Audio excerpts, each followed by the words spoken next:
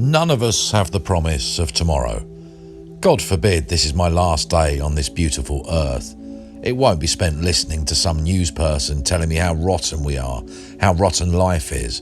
Heck no, I'm going out and seeing how beautiful life is. As humans, our time on this planet is very limited. Turn off, tune out, and turn on your life. Peace. Welcome back to my channel, fellow wanderers, and today's the last day of the road trip out east, and this is the reason I came. In today's video, we're going to explore some ancient places around the most eastern point of Thailand. We'll have a look at these strange geological structures that look a little like mushrooms, and then I'm going to take you on a long, wet, magical walk to see some prehistoric cliff art overlooking the Mekhong and Lao. But first, we're going to delve into New Age thinking a little bit and the idea of ancient civilizations.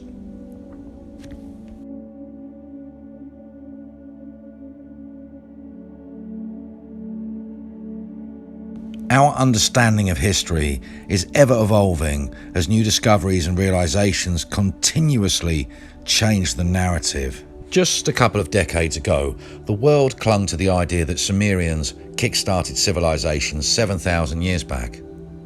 Enter Göbekli Tepe, a discovery in Turkey that smashed the timeline into absolute pieces, pushing back the clock another 5,000 plus years.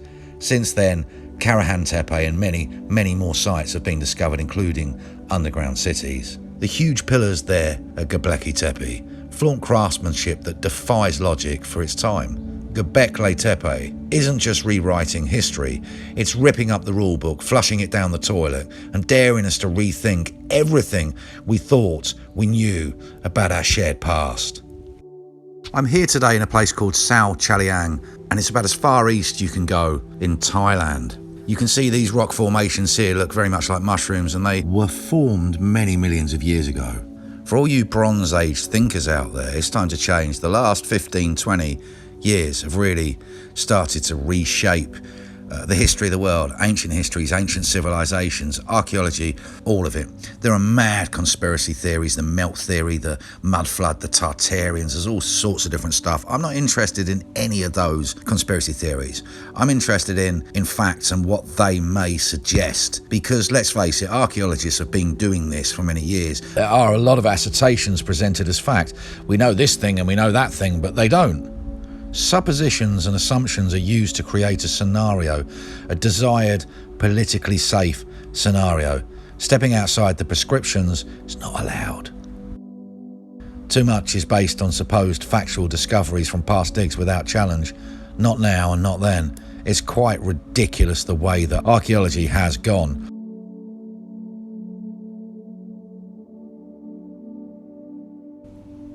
These revelations are shaking the very foundations of what we thought we knew about ancient history. This isn't just a minor tweak to the timeline, it's a bold challenge to the established narrative of ancient civilizations. Could it be that advanced societies were lurking in the shadows long before we ever imagined? The implications are nothing short of explosive, daring us to rethink everything we thought we understood about our past. Let me put this all in perspective for you a little bit. About 12,000 years ago, the Würm Glacial Age was ending in places such as Europe. And over the next few thousand years, temperatures and sea levels gradually and continually rose, making the environment more habitable for animals and humans. Now, to put this in perspective, 9,000 years ago, Great Britain, an island, formed. It is generally thought that as sea levels gradually rose, Doggerland reflooded, cutting off what was the British peninsula from the European mainland. That's 3,500 years after Göbekli Tepe was built. Could it be that advanced societies were lurking in the shadows long before we ever imagined?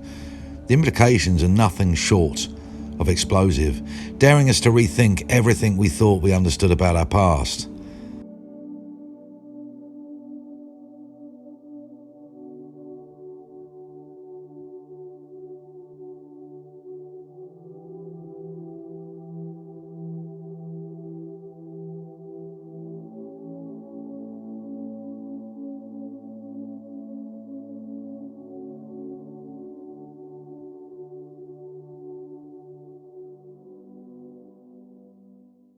I'm here, mate. You can come round the back, there's a cave. Just tell me then. Yeah. We drove 1,500 kilometres from Pha Taem. Good. This is only for 1 week. Why not?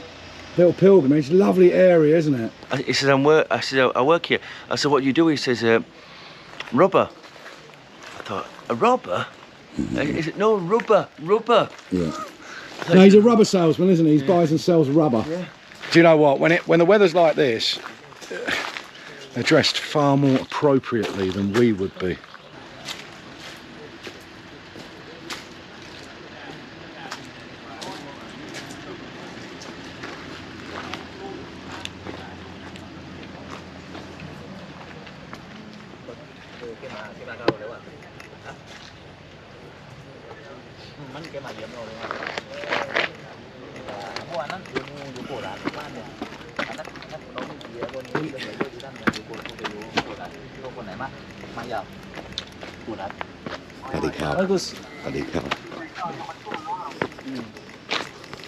Incredible place. Obviously this was a shelter, look.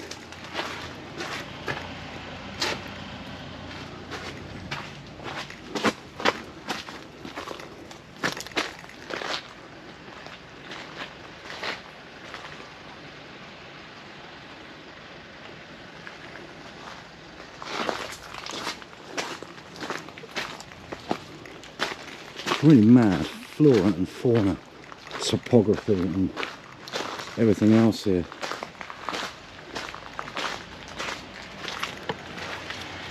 Man-made? No. Utilised by man? Sure.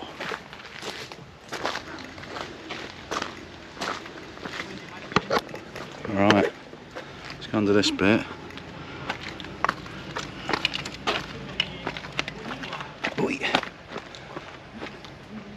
Time for a broccoli stop.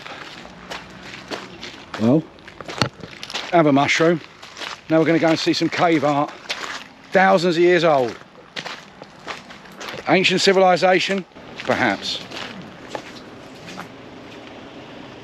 And as we continue down the road of the New Age thinker, we enter a car park, which can only be described as prehistoric.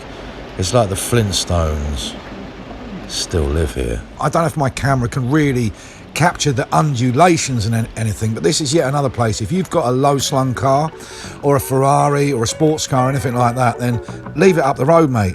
This place is extraordinary. Have a look at this.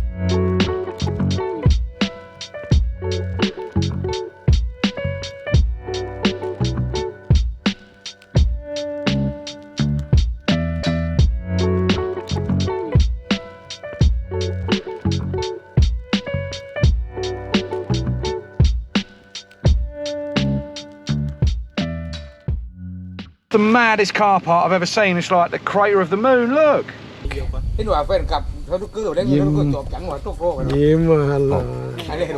Okay. Okay. Bye bye. Come on. Come on. I reckon it's up here, mate. Might be a little bit further than I thought. It said trail down to the cliff paintings, 3.4 kilometres, and obviously if you go down you've got to come back up, but I'm hoping it's a 3 kilometre round trail, maybe 1.7 there, 1.7 back. There's only one way to find out. There's Laos over there, it's Thailand still down here, look, all the rice fields here, very steep cliff, and the mighty Mekhong. Right, let's press on, mate.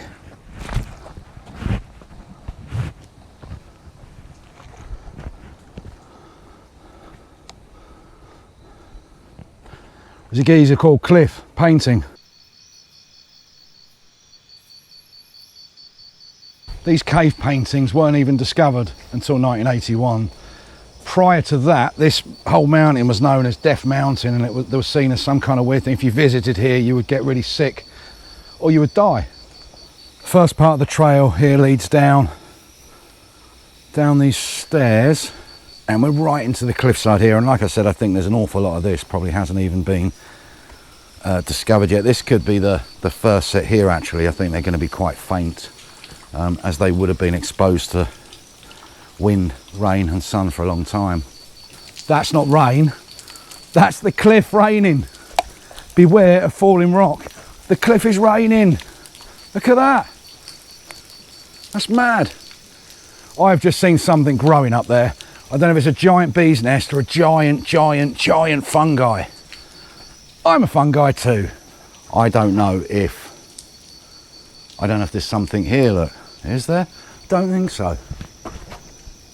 Yeah, that's all modern. That's modern scratchings and graffiti, I think, mate. But we'll film some anyway. Because there's clearly a ledge there, so yeah.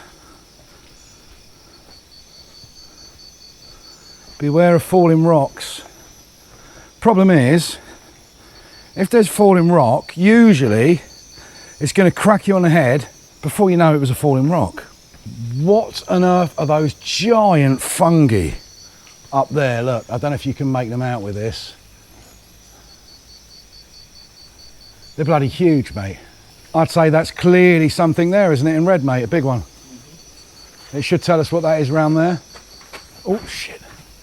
You can see all the, I don't know if it's ochre or ochre, I always forget. I think it's ochre, isn't it? All the red around the world. But let's not start talking about ancient civilizations just yet. But it seems to me that cave art was all around the world. It can be thousands and thousands of miles apart. Yet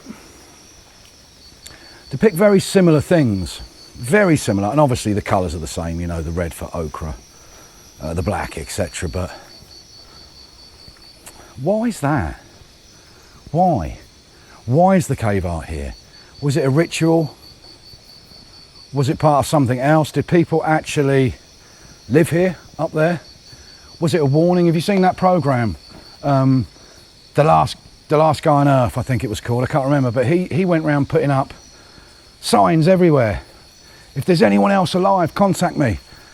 How do you know that that's not what this is, or that's what this was?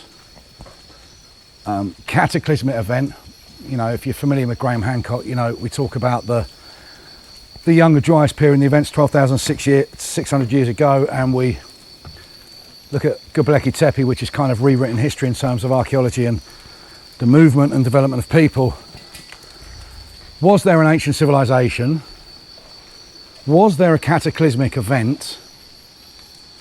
Were there pockets of people left around the world? And was this their way of expressing themselves? I don't know, but you can see here, look, from back here, you can see the fish here quite clearly. We've got fish across here. There's not loads of it left, but do you know what? For me, that makes it a little bit more genuine. They hint that this could be 3,000 years old, but honestly, could be any age. Let's say between 2,000 and 7,000 years old. But you can certainly make out the fish and stuff there, look. Okay, the red paint similar to beetle. Painting and drawing were done here. Big fish, 3 fishes. Big fish, little fish, cardboard box. Big fish, little fish, cardboard box. Big fish, little fish, cardboard box. Big fish, little fish, cardboard box. As the song or the dance went. It's an X-ray technique because it shows the body part fish scale. I don't know, people wanted to say, this is my fishing spot. This is my plot. Keep away. Might be as simple as that. Anyway, let's crack on and see. 330 metres, Steve, and we are at the second group, and I reckon they might be better. Let's crack on. I should say, after all these were discovered in 1981, Silbercon University, actually the university where my wife and her 2 sisters went, came here on a field trip. And my wife, she knows I'm interested in all this, she never said anything, and I said to her recently, I said, where I was thinking about going, she said, oh, I've been there. I said, what do you mean you've been there? She said, yeah, it was the same field trip when I went to Pha Taem National Park. I said, right, and what do you remember about Pha Taem? She said, I got car sick, sat under a tree and felt sick, felt ill. And we slept in a real hot dormitory. I said, you don't remember anything else? Oh. What about Pha Taem National Park? Not really. Anyway, she wasn't of the archaeological society, but they were forced to go anyway. I haven't been forced, I choose to come here. Anyway, I should say as well at this point as well, every place that I've encountered like this in Thailand, such as Phu Prabat, even Pulankar to a certain degree, they're close to a river. I'm talking ancient civilizations here, or possible civilization living here. Usually there's a plateau made of rock higher up than the rest of the terrain, easily defensible. Maybe people lived up there. Because don't forget, back then there were all sorts of animals and beasties that lived here. 2 kinds of rhinos, big cats, tigers, giant crocodiles, all sorts of stuff. And constant warfare. You had to have an easily defensible place. And this part of the Mekhong, all the way up, this part of East Isan and Northeast Isan, really is an archaeological delight. There are so many places, and clearly there were people living here long before it was previous thought. So many places to visit here. Like I said, we've done the places that were built 1,000 years ago, and now we're here at a place possibly from 3,000-4,000 year old, or years ago plus. Look at this.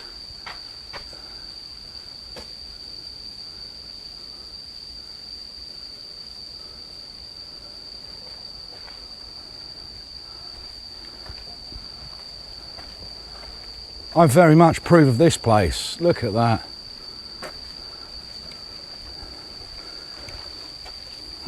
There's signs all the way along here. Do not climb the cliff. I won't. I definitely won't. Crack off any bit of this, look, and the whole cliff's made of this, look.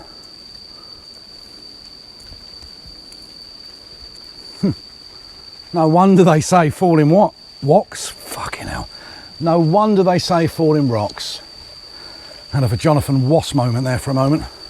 This seems crazy. We're under a massive overhang, look, up there of cliff, and you can see where all the bits kind of break away, and there's different kinds of rock from, I guess, different periods.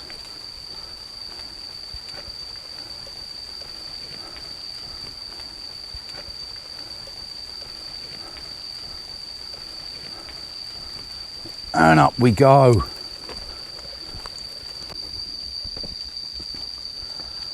Yeah, definitely a rockfall area, and here we're coming up to the second set of paintings now. Wow. Okay, now it's a viewing platform, and as I suspected, it's been shut for years. There's barbed wire around it. You're not allowed to walk up there and view the paintings close up like you can at Galplara,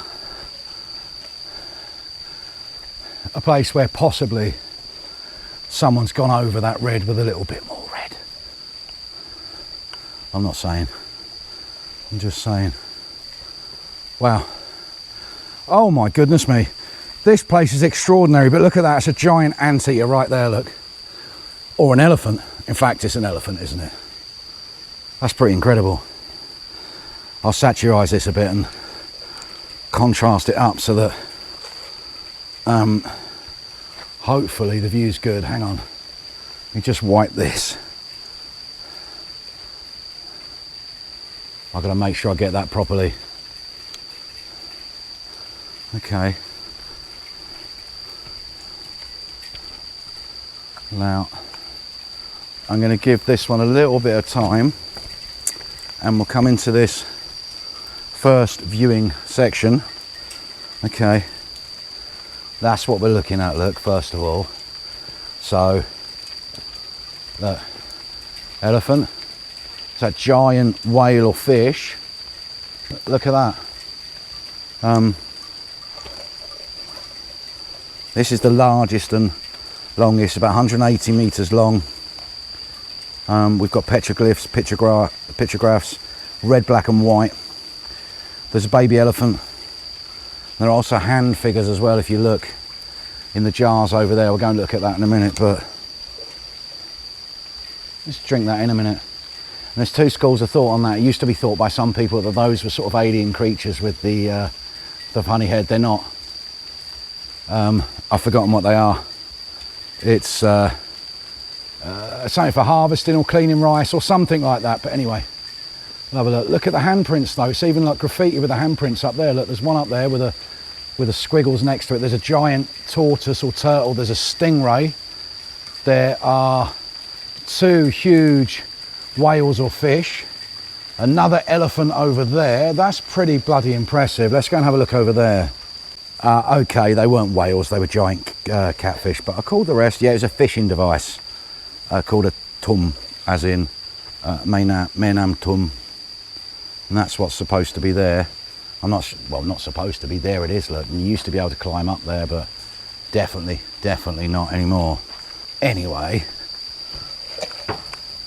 must have a closer look. I don't really want to miss anything out. I know it's pissing with rain, you know, but I might never ever come here again. Look. There were many different things to get the colour, the pigmentation. Such things as ochre for the red, beetle, charcoal, clay, minerals. They were all used, and to bind the pigments, urine, egg yolk, plant juices and animal blood. And then they would use the fingers or rudimentary brushes made with animal hair or feathers, or blow the pigment through a pipe. By the way, these fishing devices that you can see there, are they fishing devices? Because I know in the early days of Pha Taem they certainly weren't described as that. There's depictions of them all over the place, as I showed you the slow motion before, as people or beings, aliens or people with funny hats. The only thing I would say is, talking about a worldwide phenomenon,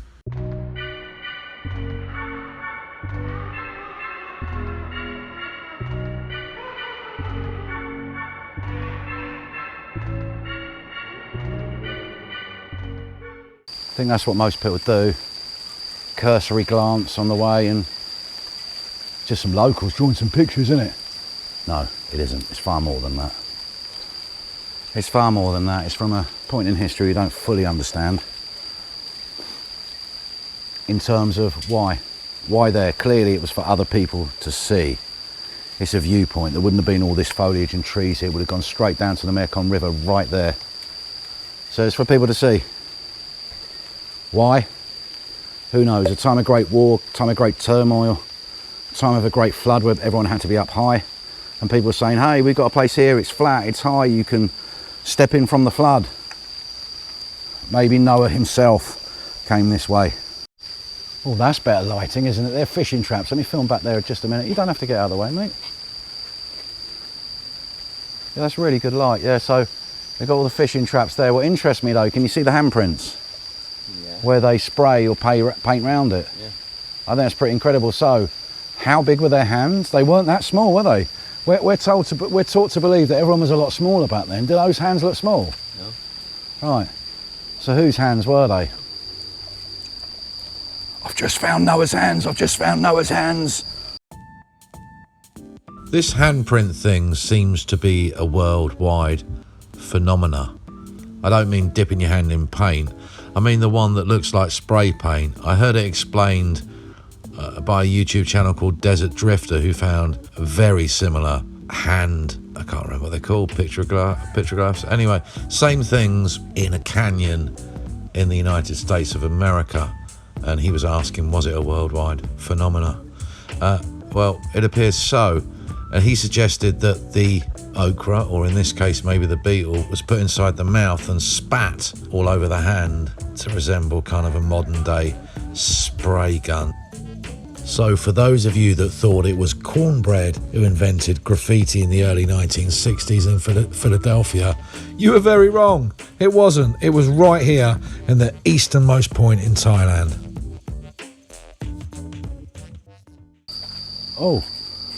Oh, have some squiggles. Here's the psychedelic wall. That's a piece of me, that is. Let's have a look up here. Well, let's start over there, look. Not sure, tell you in a moment. This is totally different, look. You got all these dots in the middle, dot, dot, dot, dot. Is that showing a naga? Is that showing a giant eel, a snake? many more handprints, but done in a totally different way, which suggests a different group of people or a different era, because they're not spraying around the hands, look, they're dipping their hands in something and then printing them on there. What's that over there? Like a giant cage or a fish trap or something like that, but this is totally different. Probably a cow or a buffalo there, but I want to know what all these dots are. All these dots here. And then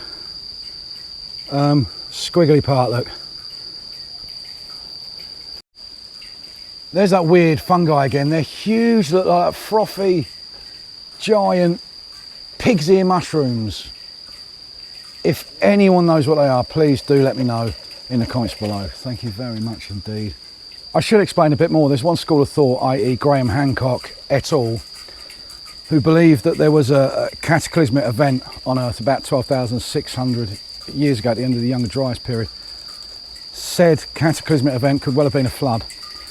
Could have been a meteor striking or something like that, but this school of thought suggests that people were not super advanced or anything like that, but that there was a civilization of people, could have been a world civilization, could have been pockets, and the discovery of places like Göbekli Tepe add a little credence to this type of claim. And for me, we have a lot of ancient megalithic monuments, we have a lot of ancient monuments, and people say that you can't really accurately date stone. In terms of the cave art, for me it seems that some places were places of ritual, other places seem to be a warning, or hey, look at me. It's like everybody used to climb up there at some stage and do handprints, look. Why? Why is everyone doing handprints there? The Red Hand Gang. Don't know. Have a look. I need a better explanation than at one point randomly people did cave art, or people drew on cliffs in 1, 2, 3 shades and that was it. Other colours were available, natural dyes, etc. Why? To me, it's never been really explained properly. Anyway, I marvel and I fantasise about places like this, and I think about the people that could have lived here. Where did these people live? I'll tell you one thing. They didn't row up the river 300 kilometres, do this cave art and then bugger off to where they came from, mate. They lived here. This was where they resided, I'm sure of it, or very nearby. And I'd suggest they resided on that cliff top because it was a safe place of defence where they could go down. Either there were too many wild animals that lived in that period down there, or there was a flood or something that necessitated people living a bit higher up. But anyway, hope you've enjoyed this little wander through prehistory today. I certainly have. It's drizzling away, but for me, it doesn't really spoil it at all. Anyway, we've got a few more to look at through here. Well, once upon a time, there was a place high up on a cliff by a river, a mighty river that snaked through Southeast Asia. It wasn't called Southeast Asia then, it was called something completely different. Upon this cliff lived a big tribe of people who had actually some sort of order. They had language, they had tools, they had art. They were survivors of something, or they were second, third, fourth, fifth, sixth generations of survivors of something. And they used to go down there to the river to catch catfish, to catch fish, to hunt food. But why the paintings? Are they telling people over here, over there, this is a great place to come and hunt and fish? Or are they saying, this is our spot, we are the Red Hand Gang.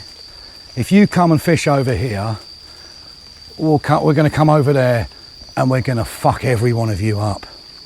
Also worth thinking about, you have matching cliffs on the other side of the river in what is modern day Laos. Is there cave art there? Is there something there sending a message over here and then they're sending a message back? Somebody needs to go and investigate that. When you think about it, we live in a quite precarious position here on Earth. We are only ever one cataclysmic event away from being blasted right back to the Stone Age, whereupon there'll be a few pockets of people alive whose responsibility it is to pass on their knowledge to other people. Now, did they do this through cave art, cliff art? How else could they have done it that would last this test of time? I mean, you can't carve your name into a tree or a building or a piece of wood. The only things there were cliffs and rock walls. It's the only way to get your message across. What was the message? Was there a message? Or were they just off their nut? Like everybody in history has always liked to do. Escape reality, off the nut, bit of dancing, a few drums going on. Bosh. Was it a place of ritual? Was it a place of sacrifice? Was it a place of religion? Was it a meeting place? Was it the local bowls club? Was it a place where people came to do mushrooms and paint? Maybe there were loads more colours, and these are the ones that haven't been faded off. These are the strongest ones that haven't been faded off over the millennia. Maybe people came here to dance. Maybe people were banging the drums and people just got off their nut and started seeing weird and bright colours and everything else. Maybe the animals came to life. Guess we'll never know.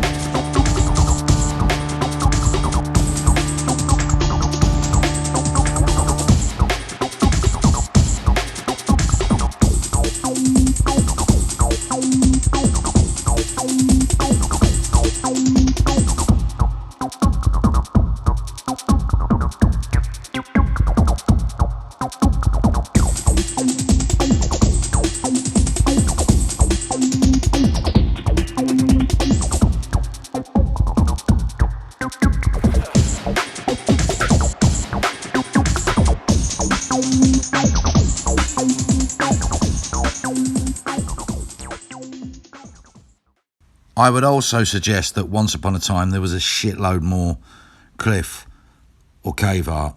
I mean, for example, here I just saw a Post article from 2017 that talked about various sections of the cliff falling away. How much of the art just in this area has been lost over the last 2, 3, 4,000 years or more?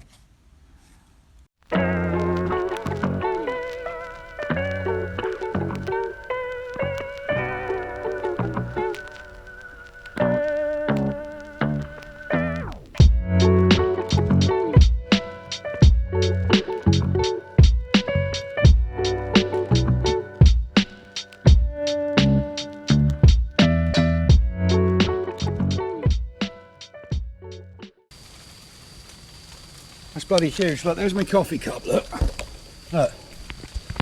Pretty big. Is that black rock or is it black rock because of fire? It's probably black rock, you know, because rain would have always fallen down here, wouldn't it?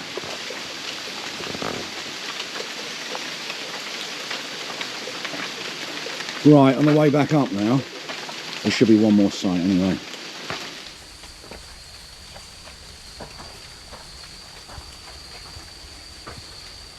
Oh, excavation site where they found tools and all sorts. I know they came back and dug all sorts of things. I would suggest they should have dug under that mushroom rock as well. Anywhere where there's a natural shelter like this and people would have resided. I mean, look, this looks right over the river. 100% people lived in here. There's absolutely no doubt whatsoever. And you got the right kind of rock for tools right there, look. See? Look. That's a slate now, look at that. That's a proper... Wow.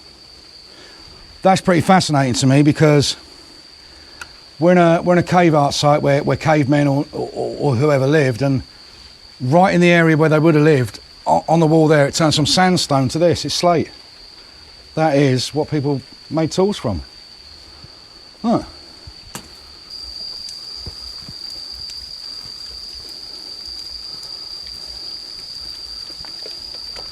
Oh, up now through the, well, I would say pissing rain, but it's not. It's a pissing cliff. Look, we got to walk through the pissing cliff.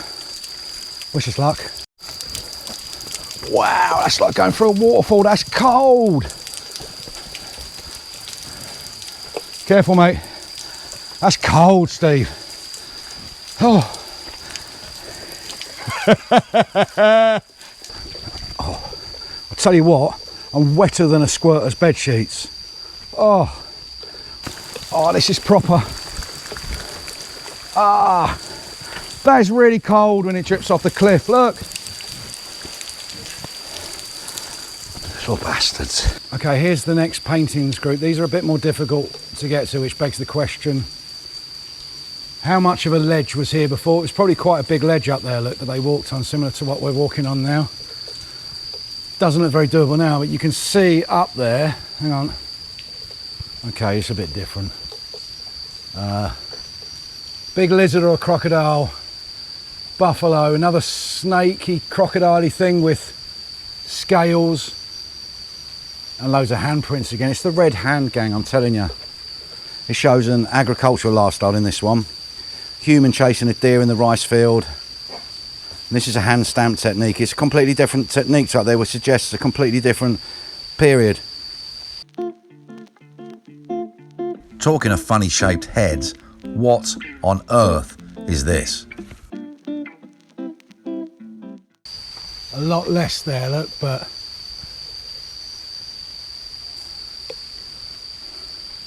still very impressive to me. All this different rock as well. The sandstone there that just literally falls apart in your hand, and different bits going up there, and then that slate, the slate in the cave.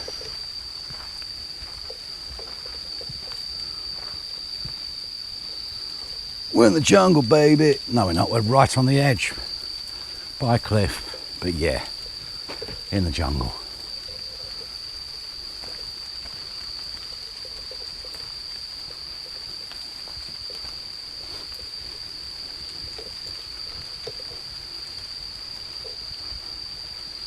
Yeah, not really a shelter there. We passed that main shelter. I'm sure there are a few others too. Wow. Some of these falling right. Look, that's ready to come. Look. You're next, mate, ain't you? Like this. And like that. And like that. Look. It's rather precarious. Balanced on there, mate.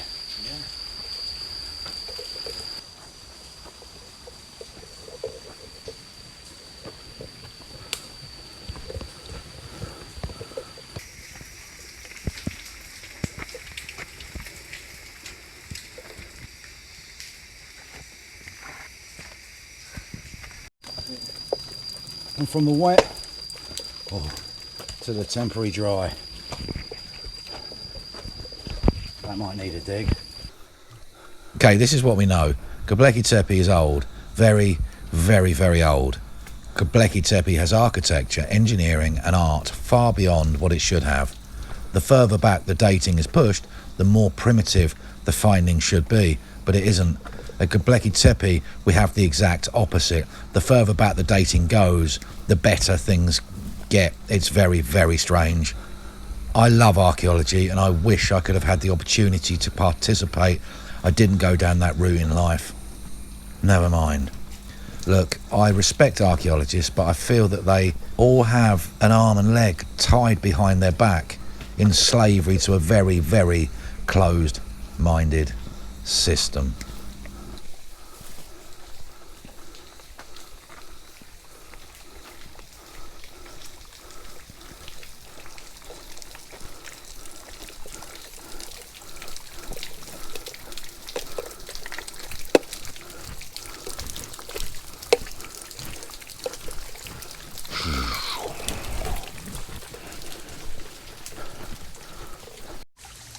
And water always finds a way, look. And then down around here, look. Always finds a way. And when it rains more and more this coming rainy season, this right here will be a proper waterfall. If you look here, this is starting to look like northeast Isan more. Further up the Mekhong, the Pulankar, places like that where they've got almost brickwork or dragon scales on the rock. Oh no, no, no, we're not supposed to go down again. Oh, okay. Not too bad, is it?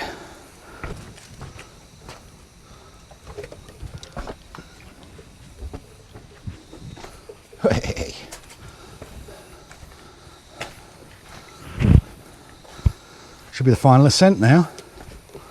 I need to cut down on my pork life and get a bit of park life. That's what I need to do.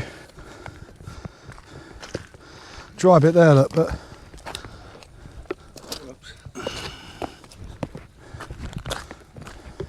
there's those cliffs, look.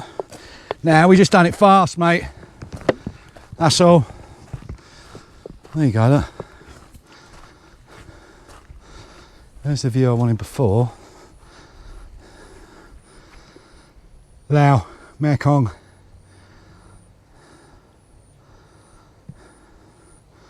And rice.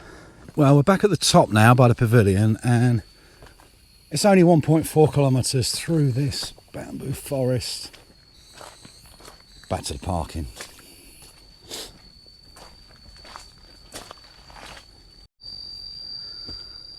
Say hello to Mrs. Steve. That was a long journey. Ain't finished yet, mate. The earth that we live on is a gargantuan beast and has existed for millions of years. It's ever changing, and its weather patterns and everything else have fluctuated many times over the millennia. I was talking before about cataclysmic events and possibly, you know, these things destroying history as we know it and us all having to start again as people. Now, if we look at the myth of the Great Flood, it's been documented by the Bible and the Torah, but also the Epic of Gilgamesh and pretty much every culture in the world. This is what I'll say. If there was a great flood, what does it leave behind? It leaves a great mountain of debris, rocks, dirt and everything else. And by coincidence, Göbekli Tepe matches this age exactly and was found under many, many meters of earth, debris, rocks and everything else. Some say it was filled deliberately. Others say a flood came. Another thing we need to remember is that during an ice age or a mini ice age, sea levels drop an awful lot. And there's physical evidence of this in the Black Sea, Aegean Sea, Mediterranean Sea, Red Sea, as well as the South Pacific, Atlantic Ocean and Indian Ocean. And in all of these areas, ancient settlements have been found that were once thriving communities thousands of years ago. As the earth warms and the glaciers recede, the earth's oceans and seas expand, as they always have done. And this is not due to global warming in regards to the increasing carbon in our atmosphere. We are a living, changing planet that has forest fires, volcanic eruptions, tectonic plate shifts, many other natural changes to the surface of the planet.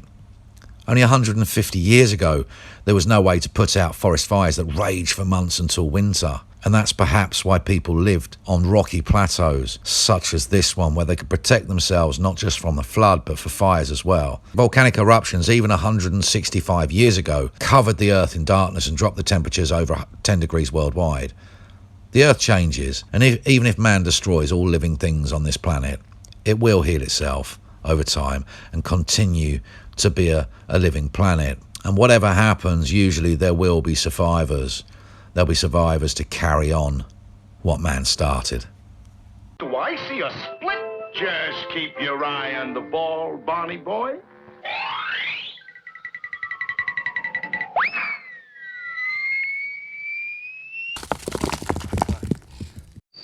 This is the bit where the red and white hand gang used to live. Back there was where the red hand gang lived, and up the road was where the no hand gang lived. They've been caught stealing. That's quite a long 1.4 kilometres. I'm not sure the loop was supposed to be 3.7 or something. Feels quite a lot longer, but I should check my steps.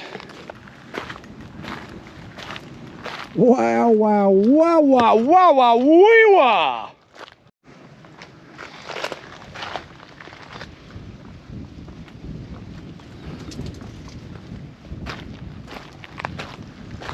Okay, we'll do this last bit on the phone. My batteries ran out.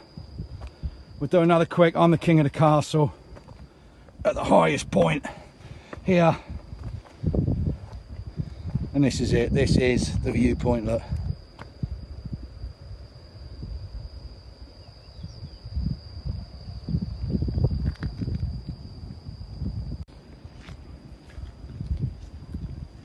I'm not sure if that's strictly true, because just up there they say is the easternmost point in Thailand.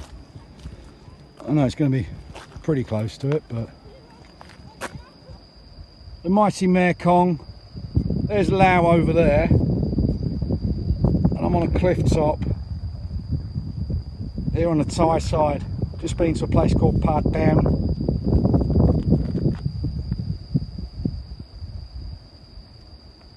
And I'll tell you what, this district is incredible. It's incredible. It's called Khong Chiam. Even the most sceptical among you surely must realise that something's a little wrong here. We have cliff art and cave art all around the world, 3,000, 4,000, 7,000, 8,000 years old. Yet we have places in Turkey that show a level of sophistication thousands of years ahead of that, yet which are at least 12,500 years of age.